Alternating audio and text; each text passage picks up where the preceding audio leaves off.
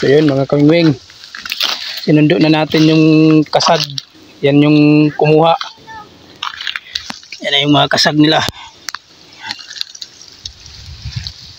Lahat natin na tagdaya ko. Yan. May kasag na tayo mga kawingwing. Yun. Tayo. Okay, let's go.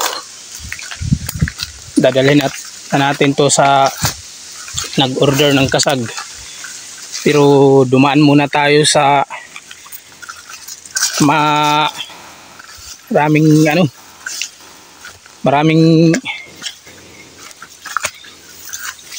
damo yung daanan natin. Napakahirap. Medyo malayo yung sinundo natin na kasag. Yan napakadami. Doon pa tayo akyat sa taas.